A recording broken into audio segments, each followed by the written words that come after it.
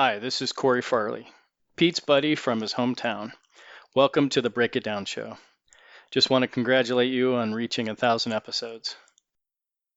The guest today is comedian and actor Brian Scolaro. Just want to thank Matt Balaker for co-hosting and booking Brian. In 1978, when Pete and I were 8 years old, we would record a podcast into a tape recorder. So I was Pete's first co-host. And we would always start the show by singing the theme to The Muppet Show. So as a tribute to that, I'd like to say, it's time to play the music, it's time to light the lights, it's time to meet the hosts on the Break It Down show tonight. Lions Rock Productions.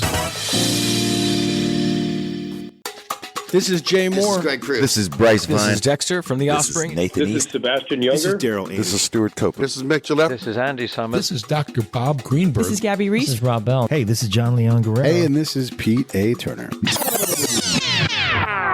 This is Brian Scolaro, and you're watching The Breaking Down Show.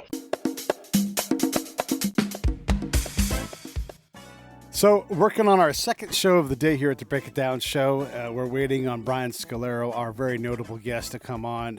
In the meantime, Matt Balaker, who's a comedian in his own right, we're going to kill a little time and check in with one another.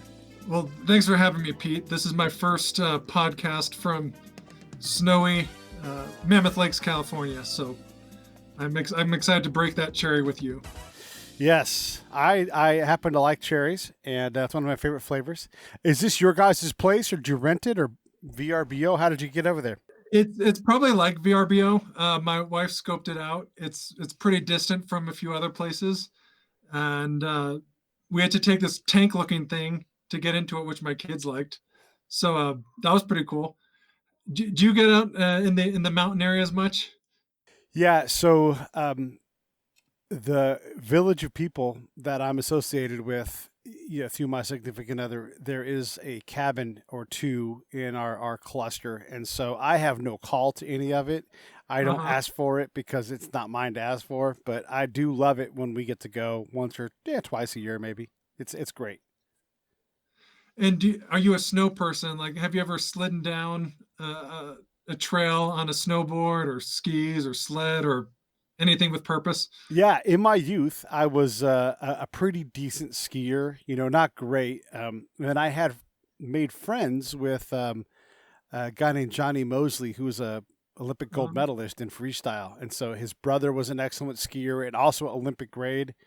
And we would a bunch of us would go out all the time and ski. So I've skied quite a bit. I enjoy snow and cold weather like that. I don't necessarily want to live in it because I'm smart, sure. But yeah, I enjoy the mountains. So how did you just befriend Johnny Mosley, world-class skier? Well, he was Johnny Mosley high school kid when I knew him. Okay. But you could see from and actually when I was in college, I did a TV story on him before he was ever in the Olympics. And this is kind of a funny story. So he was a young kid. His brother was in college, and one of my best friends growing up, his brother and my best friend were in the same fraternity. And so I got to know them through that. And Johnny would come up and he would come to these fraternity parties and, he's the young kid and it was fun. We all got along really well. And then right as he was about to break through on the national level, to really be an Olympian, I said, hey, let me come up to Squaw where they live and do a story on you for my stupid school TV station thing. And so I did this whole thing. It was really good at bio.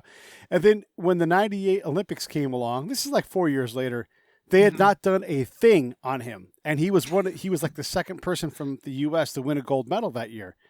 And so it was like, how did you guys miss this guy? I mean, he's been coming like a freight train for so long. I had actually gone out to his World Cup match. They were doing a ski meet in France when I was in the Army in Europe.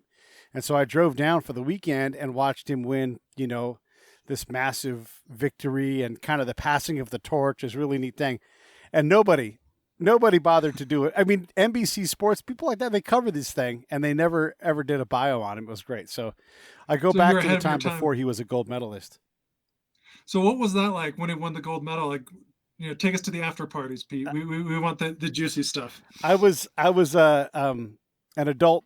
I had a kid, a baby, and he lives in California, so I didn't get if I had the ability, I would have absolutely gone to Japan, but I didn't. Mhm. I didn't because I was, I had other things to do. Still in the army, but I Sure. had my daughter in my arm and she was sleeping and I was bouncing and but not making any noise, just silently and quietly going You were crazy. silently cheering USA, USA. Yeah, it was so exciting. And I knew he had it because he elevated the whole thing so high from where it was. It was very formulaic before. And he's been on the show several times. And he just Yeah. I want to make the judges go, wow, damn, what the hell was that? Which is really what freestyle, being free of style is, to go out there and push the boundaries. And he did that. And so that's, it was really incredible.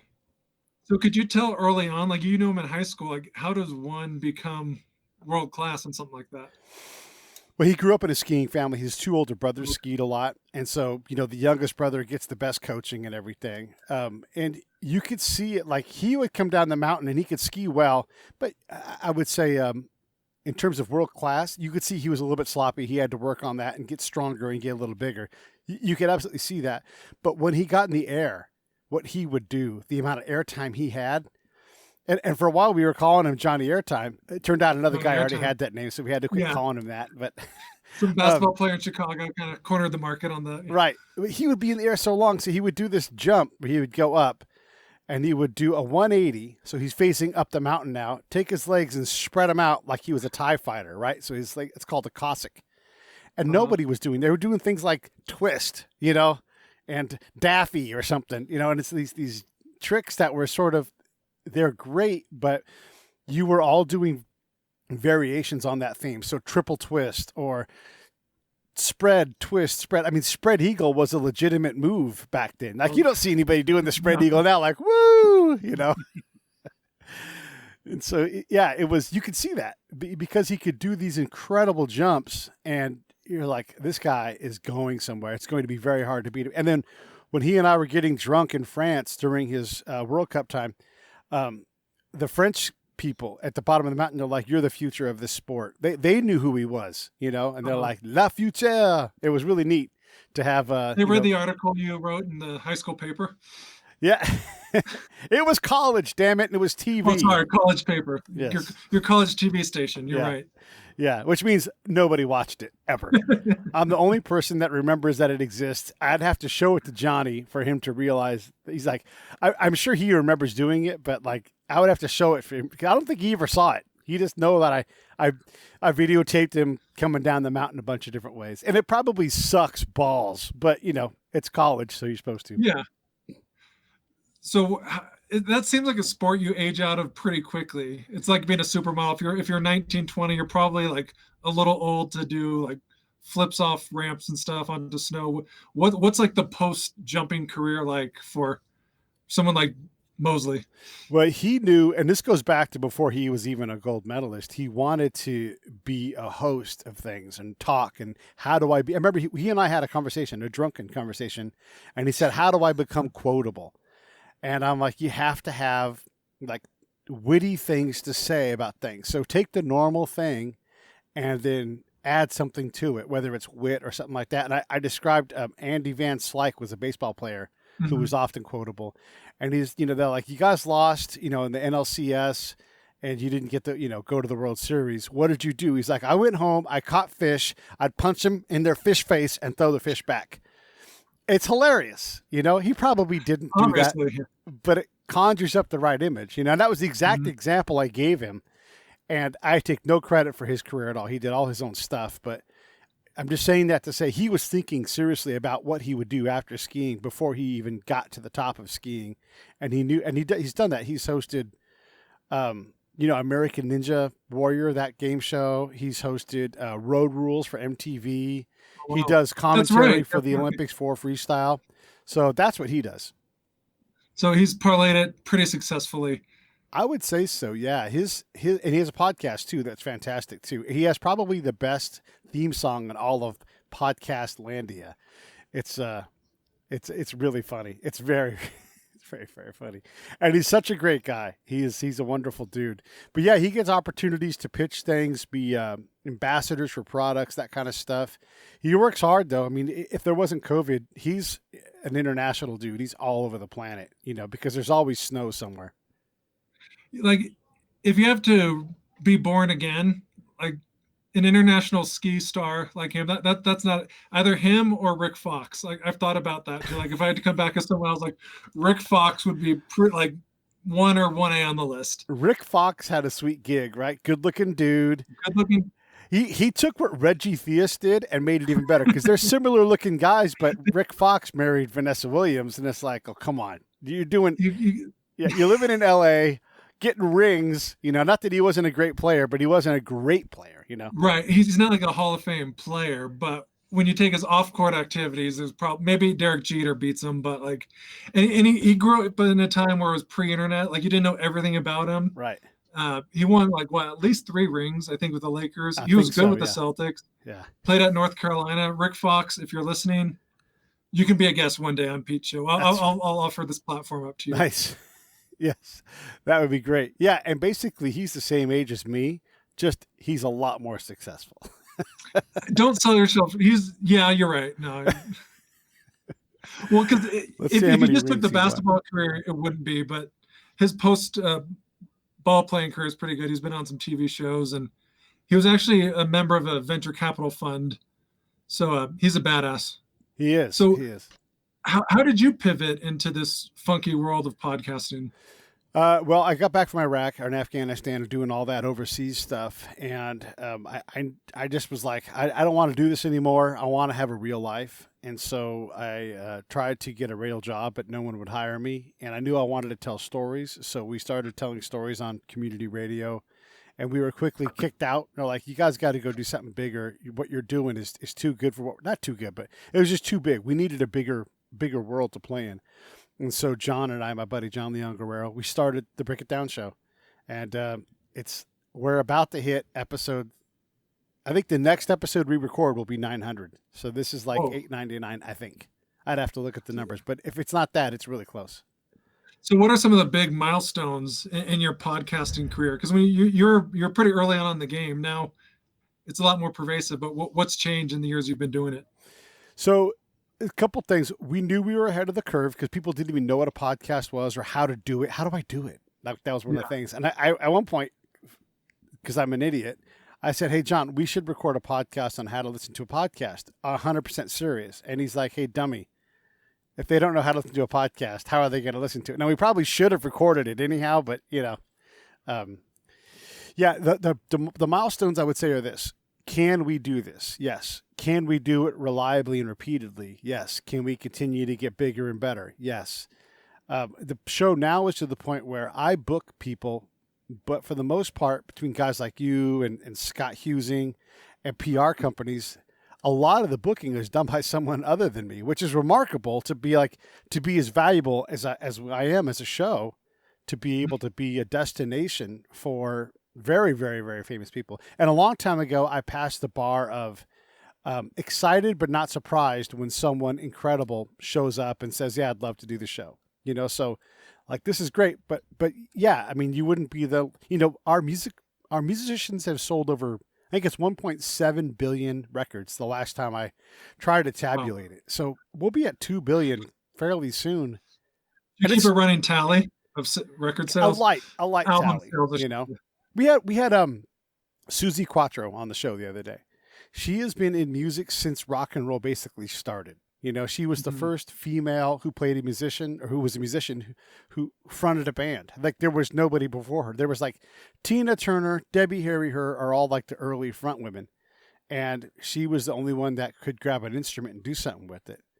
So, and she sold, I think it's 60 million albums just throughout her career. Yeah. So what were the first few guests that just shocked you when you got them? Because I know it's old hat now, but there's probably one where, oh, damn, okay. We were very fortunate to come out of the gates really hot. Again, before podcasting, people typically didn't get to go on media at all, right? And so between John's network and my network, we were able to ask a lot of very successful people. So like, the band Tony, one of the Tonys was like, I think our 5th show, and it's like, so I look at how he started out, I'm like, good grief, just incredible people left and right. So the very first show was a guy named James Early. He and Felton Pilot produced all of MC Hammer's great music. They were the ones that did that. And they both have done so many incredible things. Felton Pilot is part of the band Can Function, but he was the guy in his part of the Bay Area. If you wanted to get produced, like he helped E40 get going and go in the right direction. I mean, he was the guy. And so James was his guy. And so James has this incredible, body of work. James went to school at Fairfax High in LA with Flea, Anthony Cletus, all those guys. And he's like, I didn't teach Flea how to play guitar or how to play bass, but I didn't also not teach him. He's like, how do you, Flea's asking him back when he was just, Mr. Bowsery or whatever. And he's like, how do you do that? And he showed him how to, because he was a better bass player at the time.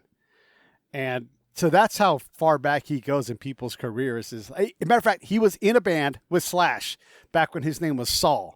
And then one day he's like, he came in, he had leather pants, and he's like, I want you to call me Slash now. Like a little better than Saul. If you're entering the rock world, if you're an accountant, go with Saul. Yeah. Fine. So we started heavy with guys like that. And it was just because we had that.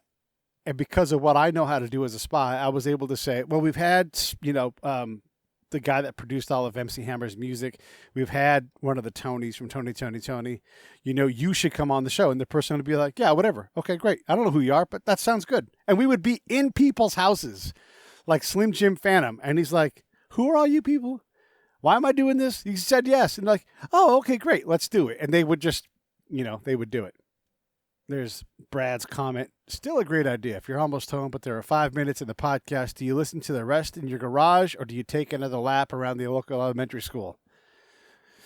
It's always about the elementary school, Brad. That is for sure.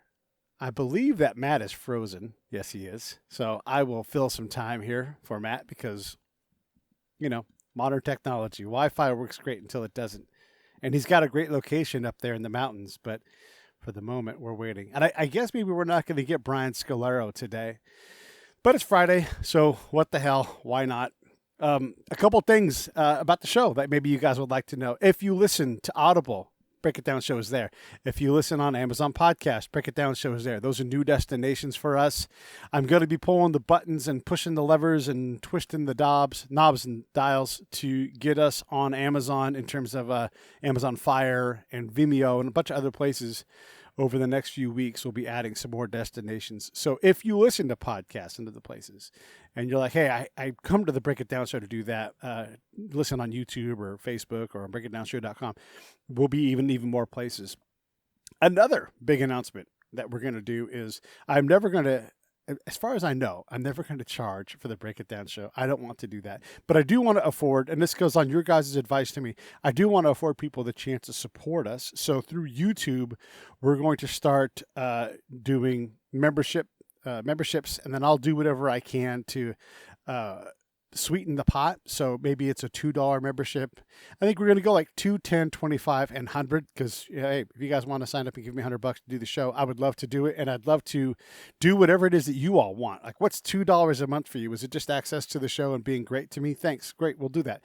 Is it a free t-shirt? I don't know. We'll figure it out. But I'm going to start building that part of the machine so that you have the ability to contribute a monthly amount of money because I think there's enough people out there that appreciate the hard work that we put in. And that they'll kick some dollars in. And so that would help me to justify to myself and everybody else that there's actually people out there who watch and pay attention. Hey, Matt's back. Let's bring Matt. Sorry about that. Hey, Matt. But you're such a pro. You can roll with it. You can vamp with the best of them. I was vamping. Yeah. I was just talking about some of the upgrades to the show. We're going to be adding a subscription feature. I'm not going to charge anybody for the show. I'm not going to hide content, but I'm going to give people a chance to, through YouTube, support the show with a couple of bucks a month, whether it's $2, $10, $2,500, and so those that are like, hey, I appreciate the hustle. I mean, look, if you'll give somebody you don't even know $5 or $10 a month of your money, why not give it to your old buddy Pete? Help me keep the lights on. So that's one of the things we're going to do. Probably launch that in December if I'm able to get through all the work. And just you know what I'm going to do, Matt? You'll appreciate this. I'm going to put all the money right back into the show anyhow. So plow it back in. Yeah, because I mean, it's not like I'm like, all my money, So So I was just going through some of those announcements talking about new destinations. We're on Amazon, Audible, a lot of different places, and we're getting some more. I'm going to try next year to work on some radio syndication too. We'll see what happens. Cool. Well, I discovered we're both huge fans of the British baking show. Oh, it's ridiculous. It is.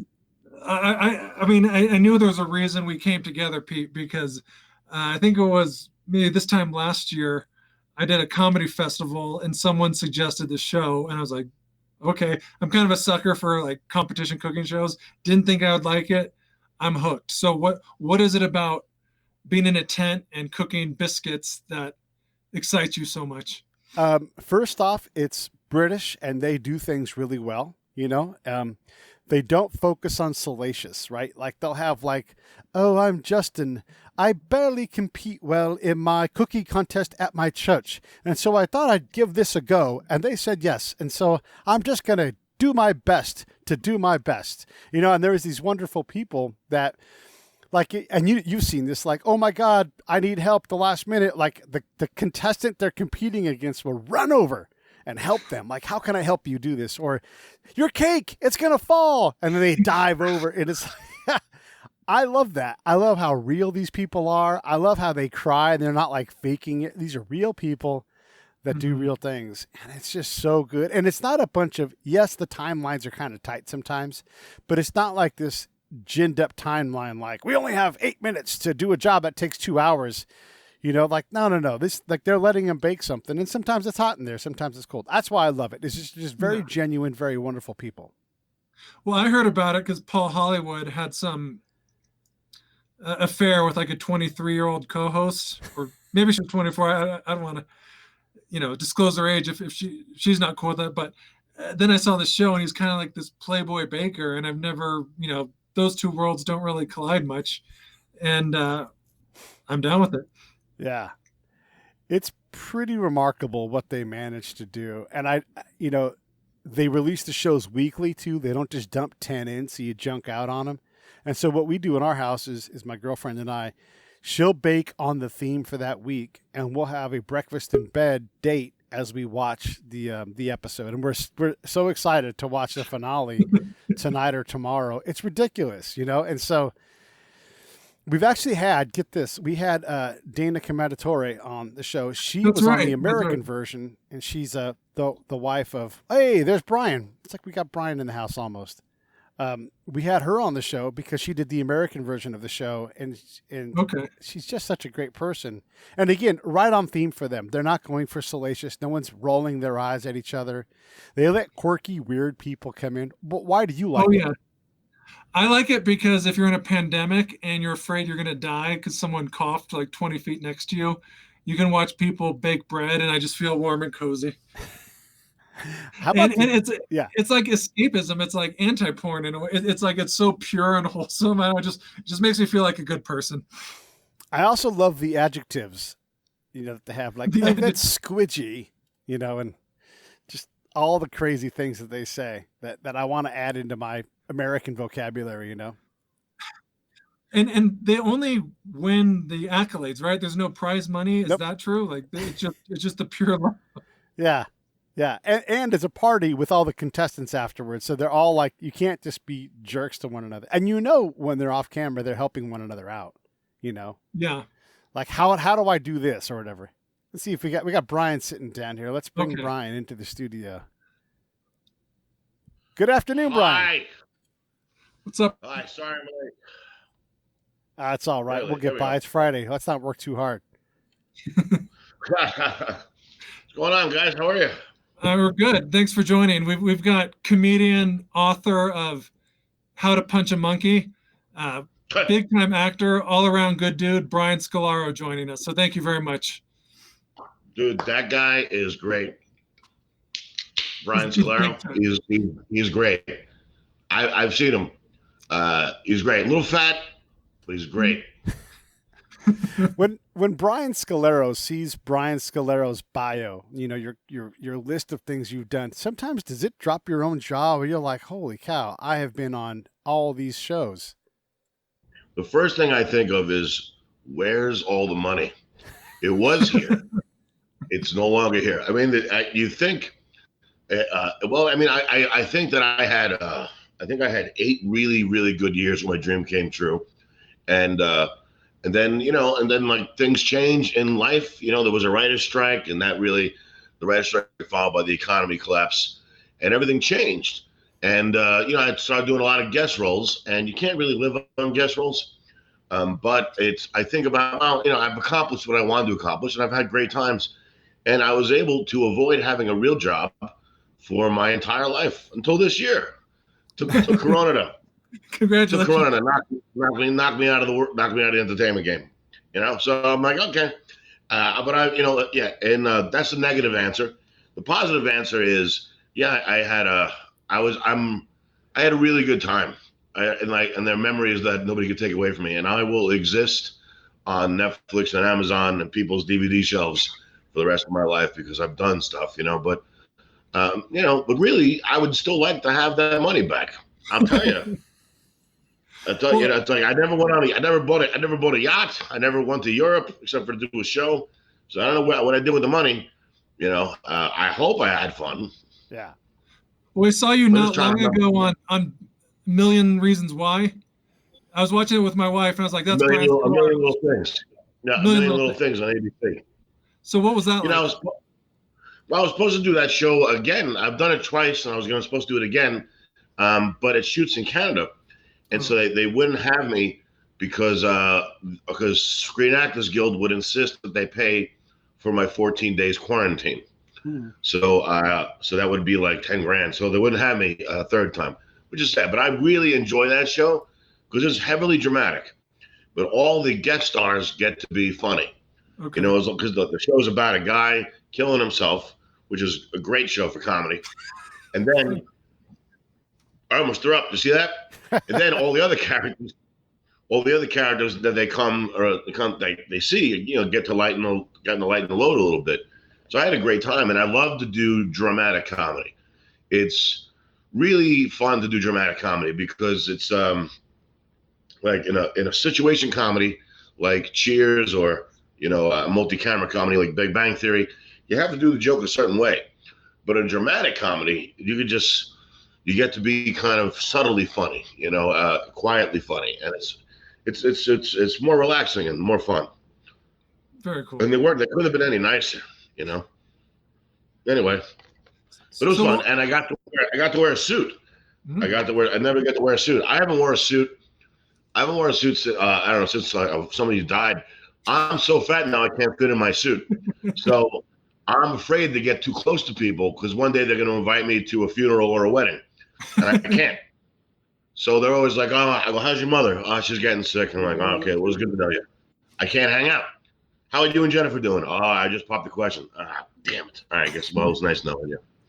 I can't come. So what was the first TV show you did that excited you? Oh, well, I mean, just the first show is just fun to be on, to just suddenly get paid.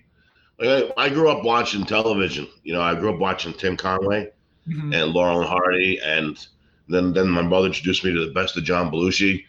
So all of a sudden be on the television was traumatic fun. So the first one was great, You got to give me a specific one. They're all different, Well, what was the first where you wanted to brag to your friends in high school? Was it Baywatch? Was it Mad Men or what? I was not on Baywatch. I mean, I can be. I'm nice and I got a nice rack, but I was not on Baywatch.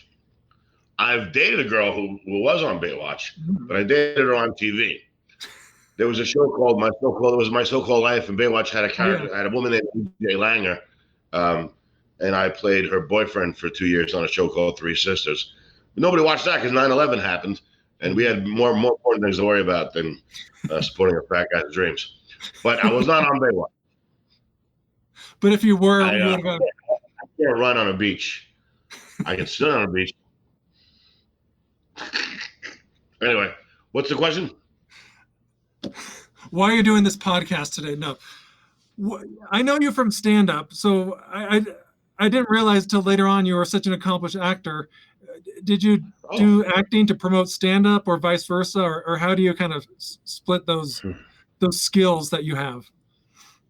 My dream was to always be an actor, and that's what I think I'm good at. I like stand-up comedy a lot, but it was not a dream. It was I just wanted to do both. I loved in 1985 or 84. I saw George Carlin in Long Island at the Westbury Music Fair, and I saw Bill Cosby, God rest his soul, in Harrah's, Atlantic City, and he put something in my drink. No, I saw him in Atlantic City.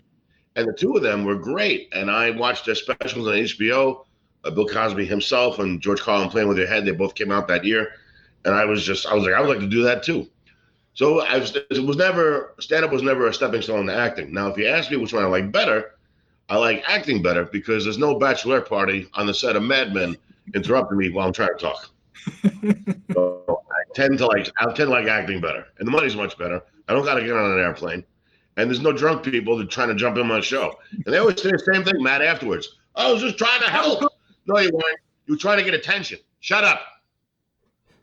Amen. Okay, the silence after every time I speak. Acting's easier? Are you good at the whole lines thing and all that stuff, but does it drive you crazy to sit around and wait all day for lighting and things to be set up? Or that would drive me nuts. No. That doesn't bother me. The hardest part of acting is the auditions. I mean, I audition for so many things, and then nothing happens because it all depends on the way you look. And nowadays, the fat best friend has been replaced with the minority best friend. So I'm not good looking enough to be the lead. So the side parts usually go to fat people, and now they kind of go to minority. So now the fat people, I can play a gym coach on fucking Disney Channel, but mostly, my parts don't exist anymore. You have to recast yourself as a Puerto Rican. I've been thinking I could be a Puerto Rican, I could be a Jewish Puerto Rican. Yeah. I don't know. It doesn't matter. I'm not complaining. I've had a really good career. I just don't have the money to prove it. Right now I live in a studio apartment. It's so small. My toilet's right there. I can see my toilet. It's right there. Yeah. Okay. But I like acting better. I prefer it. I don't like all the downtime when you don't work. Both jobs are dependent on other people hiring you. It's a freelance thing. So that's the hardest part about it, is waiting for somebody to remember you and go, where's Brian? I like him. Bring him in. That's the hardest part, But I've done well. Mad Men, Dexter, Bones, Castle, Grey's Anatomy, The Middle. What else? I've been in a lot of stuff. You guys have the list in front of you, don't you? Yeah. Right here at brianscolaro.com. Everybody can go there and check it out. Yeah. I'm going there right now. Shameless. I just did Shameless recently. I've been on Conan twice. Started Comedy Central special. Sullivan and Son, Men of a Certain Age, Superior Donuts. I've been around. I've had a career. Now, now I'm talking to you guys. So it's all over, clearly. So yeah, it's nice to peek with you, Brian. This is exciting for the three of us. Brian, what shows do you watch? Like, what do you want to be on? Like, God, I got to call that producer. I'd kill on that show. Listen, it's hard for me to watch TV because I would like to be on everything. What shows do I enjoy? I really like Fargo, the show Fargo. I think that show is absolutely amazing. I wanted to be on the first few seasons of Walking Dead, but I figured as a fat guy, I'd be killed immediately. The first season, there was a fat guy on it, and they shot him in the leg, so he fell, and then the zombies ate him. I'm like, that's not fair. You know what I mean? I could have done that. Mostly, I tend to watch old stuff. I love news radio. I love The Honeymooners. I love Barney Miller. I love WKRP in Cincinnati. I still DVR those shows and watch those like once a day. That's the stuff I like. Isn't that sad? Why haven't they shot a new Barney Miller? I'm ready to go. I mean, like, I have an audition for The Honeymooners tomorrow, but I don't think they're going to be there. Anyway, what do you watch? British baking show and nothing else. That's it. That's what we watch, both of us. Not together. I like the guy from the British Baking Show. I've pictured you guys just put on your skirts and sit down and watch it together, hold hands. But the guy from the show, Noel Fielding, he was on one of my favorite shows, The Mighty Boosh from Britain. I love The Mighty Boosh. That's a show that's no longer shooting. So that show is fantastic, you know. And that guy, Noel Fielding, he's great too. He's done well with the British Baking Show. He's got an executive producer credit now too on that show. Yeah, he's well, I've always liked him from The Mighty Boosh. Was one of my favorite shows of all time. That's Noel Fielding. Nice. And now you're an acting coach, Brian. Well, I have to do something during the pandemic, so I can't work. You know, I also have multiple sclerosis, which means I have a lower immune system. And a lot of people are not wearing their masks. So I can't be getting on airplanes and going to Florida where some of the clubs are open and performing there. I can't do it. And so I have to have a living. And so the unemployment runs out December 26th. So I'm desperately trying to find a way to contribute to society where I don't have to put my life at risk because I have no immune system. There's no plan for people with diabetes. There's no plan for people with heart problems or lung problems. There's no plan for people with autoimmune diseases. How are they supposed to survive in this pandemic once the assistance stops? So I'm trying to do acting coaching, and you know, I just started announcing it. I understand. I've been doing it for 20 years, so I have all these scripts that I've accumulated. So all I do is I offer people to join me on Zoom. And I read with them and I do the scenes with them and I teach them how to act on multi-camera, which is like the Big Bang Theory, which is like a stage play. Yeah. I teach them how to coach them how to do single camera, which is 1 to years, one camera, you know, a lot of like the Goldbergs, one camera.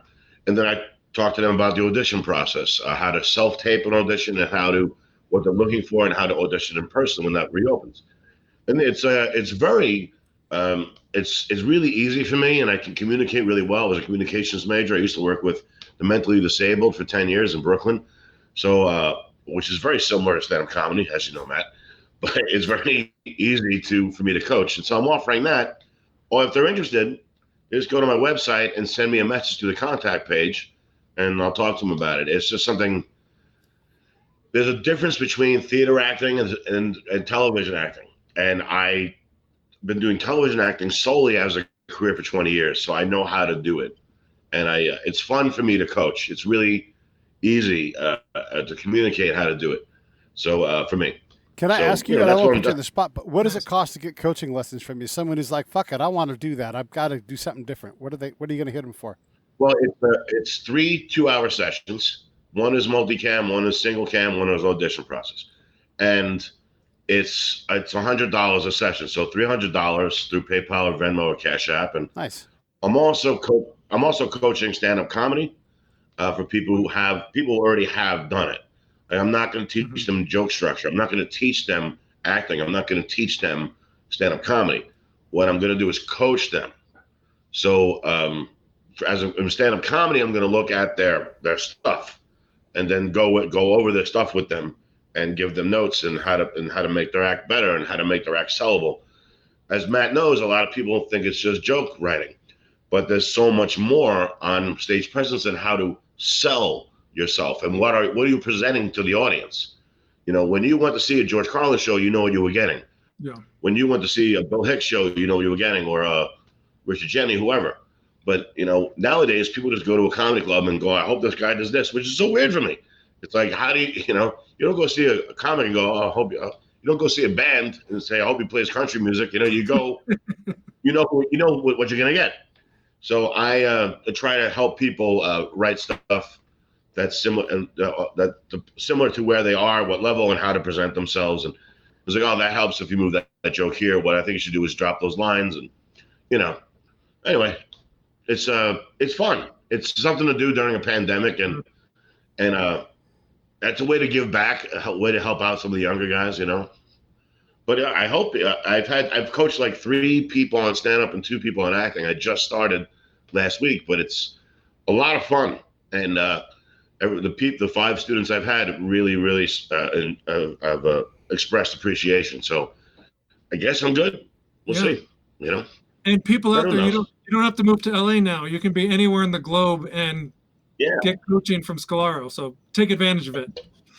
Well, also now the thing is that wherever you live, it's all on self-taping now. Think of how many shows tape in Georgia or Texas now. Yeah. Yeah. Fear the Walking Dead's in Texas. A lot of shows are in Georgia. You know, so it's if you can get to these places, you can get auditions. If you have some way to help get you auditions. Like there's shows taping in New York, in Canada. Yeah. They tape all over. So, you know, if you're interested, I can help you do that. I can't help you get auditions, but I can help you nail the audition. So that's what I'm doing. And it's something to do. I mean, you can get on TV before I do, because I got a fucking immune system, autoimmune system problem. So anyway, but I'm still smoking. Nobody's taking that away. And smoking inside. Look at you, living on the edge. Yeah. Well, I'm smoking in a studio apartment. It's the only place you can legally smoke in California, unless it's weed. Then it's different. Then it's cool. Yeah. Well, listen, I'm not married. No woman was like, give me a piece of that. No woman said I had a Fred Flintstone fetish. I needed to scratch and jumped on board my fat ship. So I'm smoking. I don't care. I don't smoke around other people. Yeah. I don't smoke on airplanes. And can they stop reminding me not to smoke on airplanes? The signs everywhere. Don't smoke. I know not to smoke. Stop reminding me about smoking. Beautiful, wonderful smoking. Stop reminding me. Some people tell you not to smoke and they don't even know what they're saying. I was standing outside. A woman goes, you know, that's a disgusting habit. I'm like, well, so is telling people what to do. One woman was like, you should shut that off. I'm like, shut that. Do you even know how this works? How can you hate something without knowing? Let me turn it down. Anyway, so yeah, acting coaching. But I've been on Mad Men was a great show to be on because they really welcomed guest roles on that show, and it was great writing and it was a whole different style of acting than this. I did a sitcom with Pamela Anderson and Christopher Lloyd for 2 years called Stacked. We worked in a bookstore. I was one of the 5 cast members on Fox, and it was that was probably the best time of my life to look in the eyes of Christopher Lloyd and Pam. A lot of people don't know this about Pam Anderson. Most people don't know this. She has really big tits. What? You can't tell by looking at her, but they're huge. They're like little heads. Huh. Remember Quado from Total Recall? Yeah. It's like having a little head. Yeah. Open your mind. No, I know she had was like great that. hair. I had no idea. Well, thank you. Yeah, exactly. Yeah, and but she was really nice. And to look at Christopher Lloyd's eyes and act with him for 2 years, and I went on double dates with the guy. You know, it was tremendous fun. That was my life before the writer's strike. What is that like, though? Christopher Lloyd did a double date. What does that be? I need to know because I'm a champion double dater. But Christopher Lloyd, tell me about it. Well, Christopher Lloyd is a great guy, and first of all, I got a lot of great stories. He told me a lot of great stories that made me. But also, did you know he got in trouble for getting a hand job on the Back to the Future ride at Universal Studios? He did, and I'm dead serious about that. He did. Yeah. He was kind of an edgy guy, you know. But I really liked him. I really liked him a lot. And one thing I said to him, like after I got to know him after a couple months, I said, "Hey man, there's one thing you did that really upset me." And he goes, "What?" And I go, I was like, "Listen, I'm sorry, but you did something that really upset me." And he goes, "No, what'd I do? Tell me." I go, "You killed the shoe in Who Framed Roger Rabbit. Right. You took that squeaky little shoe, you put him in the dip, and you killed him." And he goes, "I'm sorry." This made me laugh so hard that he played all. He goes, "I'm really sorry." You know? But it was fun, you know. He was what was good about Christopher Lloyd is that he would always do the lines a little differently because he was a real actor. So to keep things fresh for him, I would do my delivery different for him. Mm-hmm. And it was so much fun to work with him. And the first time in the corner of my eye where I made him laugh during a scene out loud, I was I can't tell you what that meant because as a kid growing up watching Taxi, I still remember him trying to close the cabin door when they were in the cabin episode and the wind was so strong he couldn't close the door and he kept falling on the floor and went on for like 2 minutes. And that my whole family was in the living room laughing. I can remember distinctly all 4 of us laughing. And so to work with that guy for 2 years and have him know my name, you know, was tremendous fun. and he would invite me out. Like, I went to dinner with him and his now wife a few times, and I really liked him a lot. And that's one of the saddest things about the writer's strike is, I didn't get to work with him anymore, but I do miss the guy. And when he goes, I'm going to crash his funeral. You'll be invited. So what are some of the big differences between stage acting and acting for sitcoms? Well, the only stage acting I've done, I did a couple off-Broadway plays, but I did plays in high school and college, high school and grammar school. I really can't answer the question about stage acting. Stage acting is similar to multicam. Okay. Multicam is, like I've explained, Big Bang Theory, what's like a stage play. The big difference there is you stop every 5 minutes. You stop and do it again. But camera acting is single camera acting is more subtle. You kind of don't have an audience to react to, and everything's. I don't want to give away my coaching sessions, but everything's in the face. Everything's it's all about standing still and just talking the way we're talking, and you can react very simply with your eyes and your eyebrows and your inner thoughts. The camera can read your inner thoughts in single camera, so they don't. And sitcom acting is bigger. Like, what are you talking about? Is pushing the envelope. I always love Shelley Long on Cheers. If you watch Shelley Long on Cheers, watch how she pushes every plot. She's the major part of the show where every plot could not exist if her character didn't push. Norman, aren't you tired of sitting on the bar stool? Now you get to do this with your life. Norman, she pushed everything, and then she was the blood of that show. And when she left, they had Fraser Crane take over as someone who pushes the characters.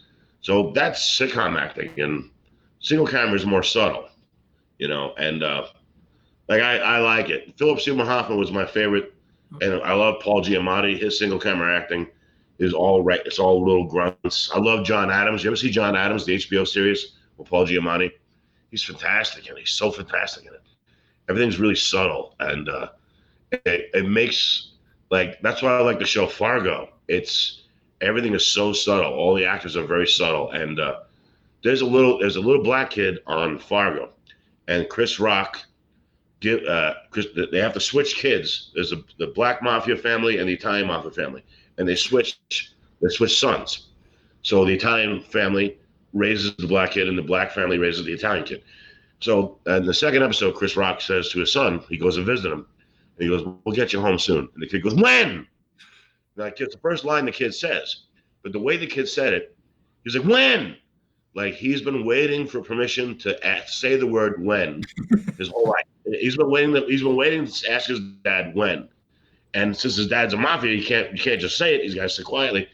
So when the kid did that line reading, I was like, he moved me just with one word, and in one word, you understood how badly this kid wanted to go home.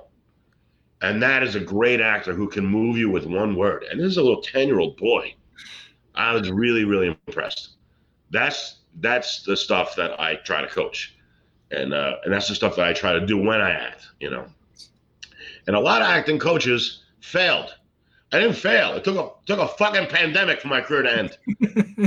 I failed. So I could actually do this. And I'm not somebody who's trying to make my living off of this. I'm trying to temporarily put a Band-Aid on a career that stopped because nobody would wear a mask.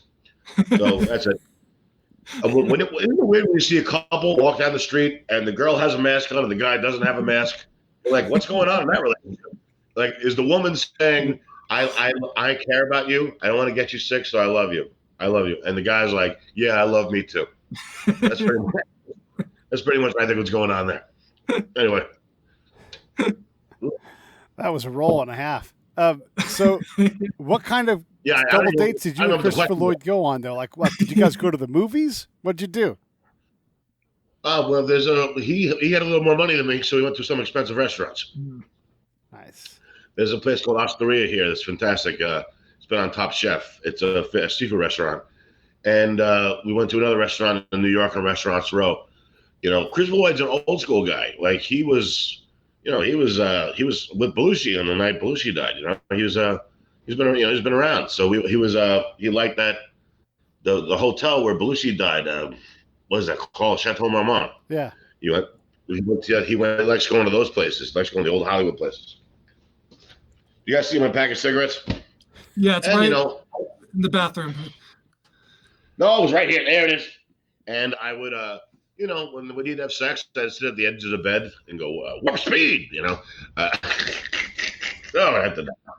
But we went to dinner a couple of times. He started dating somebody the same time I started dating somebody. So that kind of bonded us together too, It was just dinner and, talking afterwards. We didn't go to the movies. That'd be kind of weird. And then you're working with Pam Anderson. What is that like? I mean, obviously, at one given time, nobody was more famous than Pam Anderson. I mean, she's unforgettable. Yeah, no, she was really, really sweet. At first, she felt distant at first, but then I realized she's hearing everything I'm saying. She's not making eye contact, but she's hearing every word I'm saying. Then I go to my dressing room and there'd be orchids. She'd buy everybody orchids and she'd buy gifts for us. And she would listen. And then suddenly when she got to know you, she was very, very giving. I remember the end of the first season, after the crowd clapped, I laid on the floor in front of the crowd. And she jumped on top of me. And that would be most guys' dream. But in order to work with her, I had to put out of my mind that she was very sexual looking. So I couldn't work with her and think, I want her. I had to rule that out, And it also helped that I never saw the famous videotape with her and Tommy Lee. It helped that I never saw that. I mean, why do guys want to watch guys with bigger dicks? I'm like, that's not it. I'm not interested in that. Not interested. Why do you guys support women to go see guys with bigger? Stop. So first of all, can we stop cutting to the guy during porn? I don't want to see that angle. I'm always about to ejaculate to cut to the guy's face, and I'm like, no, now I'm gay. Thanks. But anyway, so Pam was very good. Anyway, she did the Jimmy Kimmel show, and Jimmy Kimmel show is a block away from me. So she said, come down. And then they, when the beginning of the talk shows, they always show a picture of the guests coming up. Like, coming up, Pamela Anderson, show a picture of her. She gave me a kiss on my cheek for the picture. And they said, well, we just want a picture of you. She said, no, use that one. Ooh. So she's very giving with her fame.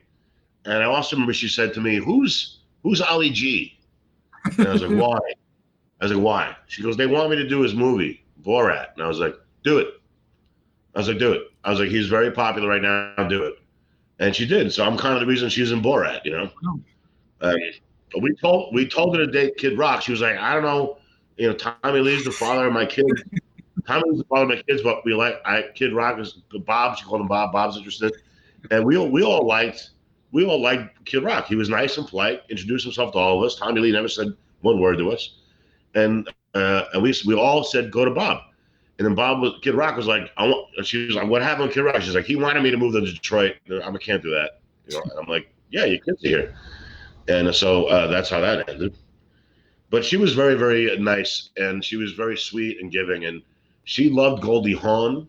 So I bought her all these Goldie Hawn's comedies, Private Benjamin, Foul Play, Seems Like Old Times.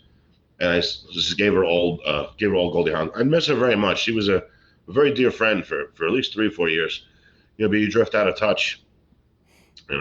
Now I can rival her now in the breast game.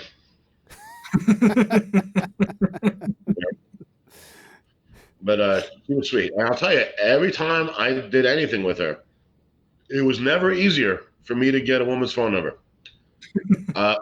This is how horrible women can be. They see you, he's hanging out with Pam, he must, you know what I mean? It's just like, why does that work?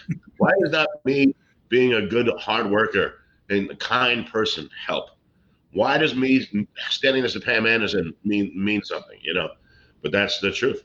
I never got laid more than when I was working with Pam Anderson. So I really miss her. We got to end this pandemic so you and Pam Anderson can reconnect on the silver screen. We were very good together. She was really good at comedy. She was very, very good at comedy. I bet a kind of person to work for. We had a short work week because she she would insist on dropping her kids off at school, which does not mean take a poop to her, and also picking them up after school. So we had a very short work day, you know. And yeah. Anyway, thanks. I'm glad you like that joke, Brian. I do.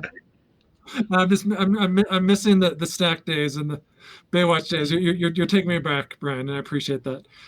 The Stack was a lot of fun. It's on Hulu, and it's a fun show to watch. And it's the same guy who's winning all the Emmys for Modern Family, you know. Yeah. So the show was actually pretty good. Just a lot of people didn't give it a try because it was called Stacked, which wasn't the humor. The humor of the show wasn't about her breasts, but you know it was there, but it wasn't about it. So people thought it was going to be lowbrow, but it wasn't.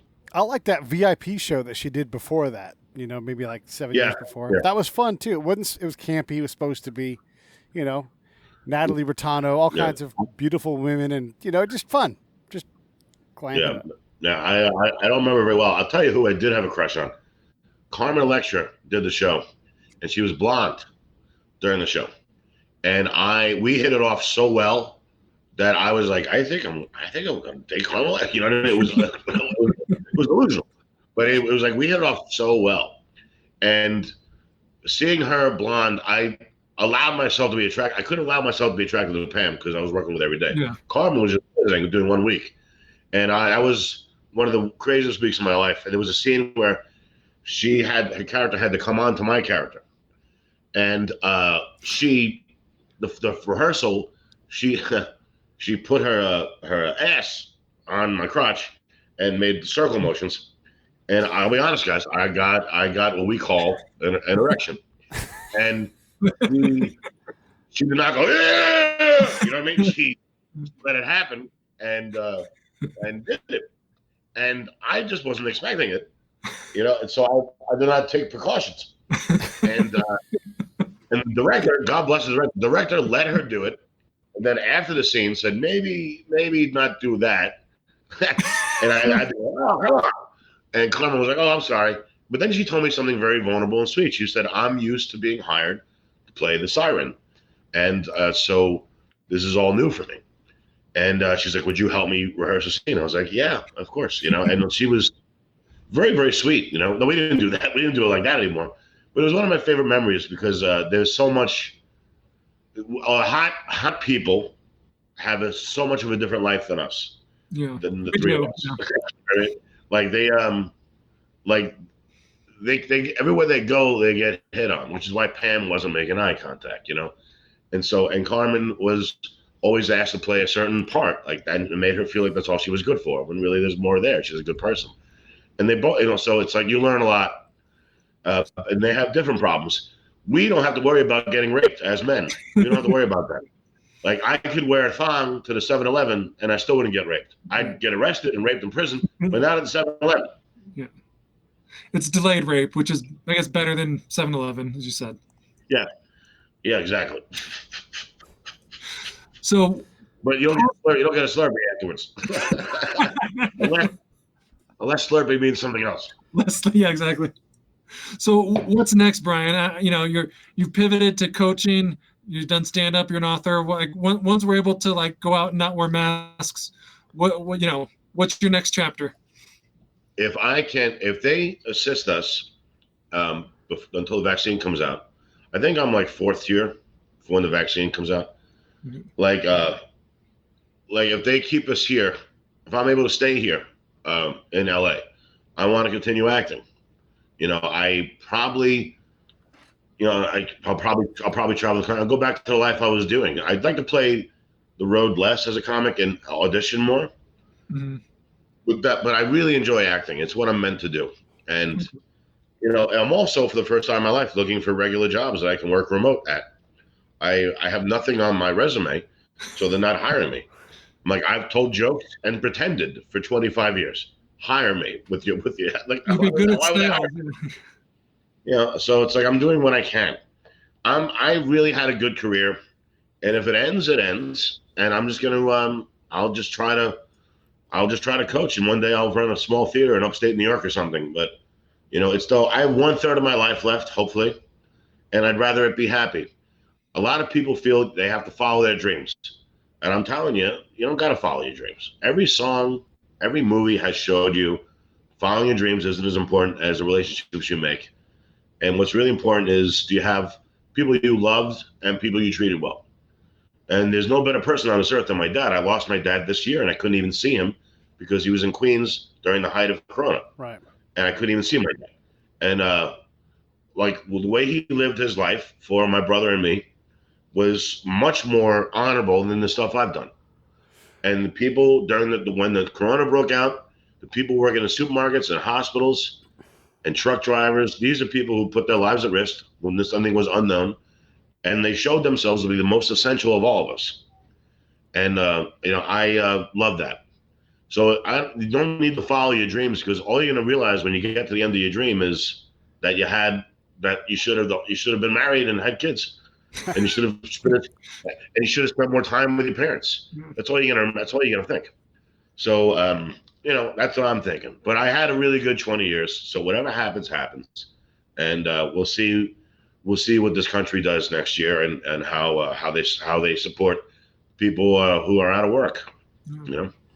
So hear that, kids? Don't follow your dreams. You don't need to. I agree. Dreams are dreams. It's like if you concentrate on your dream, you miss out on the world.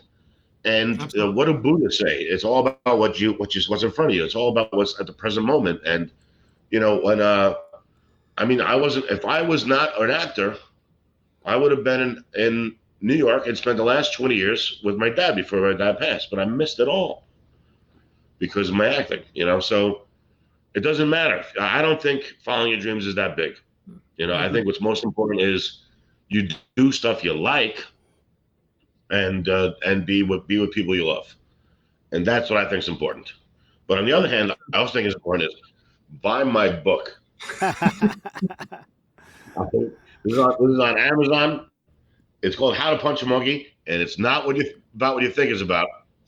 But this is it's on Amazon, and if you buy my book, or you go to you want to coaching, acting, or stand-up session, or if you buy my albums on Amazon, don't stream them. You stream them, we get no money. If you buy the album, then we get paid. Or if you want to donate to my multiple sclerosis medical fund, please do. I'm on GoFundMe. Every cent goes to my multiple sclerosis medical bill, because it's monthly treatment that's pretty expensive. But otherwise, or don't do anything, and I hope you die. Well, let me echo some of the things you just said, because as an artist, we're all doing something. Matt's got a book. I'm always writing a book. We got the pod, all these things. Yes, stream them, all those things. But for sure, like, take what does this book cost? By the way, the link is in the show notes right here. $12.99. Oh. Which if you met Brian in the corner, would you buy him lunch? But buy his fucking book. Just God damn it. Yeah. Quit giving money to people you don't even know, and here's someone that you can interact with. And the other thing I want to say is we're doing these shows as a way to ramp up towards when Bastards Canteen opens in Temecula. We're going to have a comedy stage. Of course, we'd love to have you come out and help us, get you paid, but also help us raise money for, the prevention and the awareness about suicide, veterans, and PTSD. That's a big part of what we do. My friend Brody killed himself 2 years ago, and Richard Jenny killed himself. I would love to do that.